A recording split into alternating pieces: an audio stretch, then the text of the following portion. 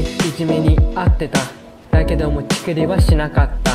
どれだけいじめられたとしてもただ欲しかった友達がある日突然言われた。ごめん言われて俺は嬉しかった。そいつと映画も見に行った。気づけばなってた友達に。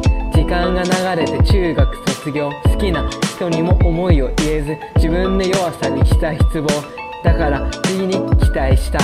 だけどもできない友達は増えていった。欠席遅刻夢も希望も捨ててしまった。だけどもあった好きなもの。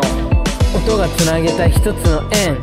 人はもともと一つの点。言葉交わせばつながる線。いつか途切れてしまうまで。淡い幻夢の果て。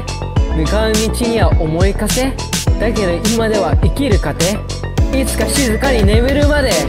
きっとこの手は届かずしる。俺じゃ無理だよ話はシンプル。この声は未だに一銭の価値もついちゃいない。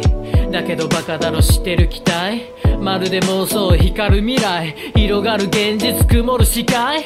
なのに輝く過去の誓い。死んだ目をして日々を過ごしてみんな立派に生きてるよって焦り募りすり減る心。いっそのことならあの日に戻ろう。だけど聞こえた誰かの声が前に進めるそれが救いだ。向かい風も風も負けも全て抱え糧に変えよう。いつか静かに眠るまで。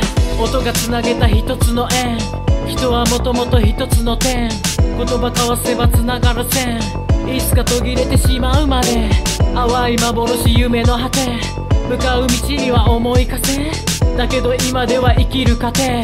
いつか静かに眠るまで。思いの彼方交わったから迎える朝はきっと前より暗くはなくて小さな明かり灯せる今夜歩める明日へ。いつか静かに眠るまで。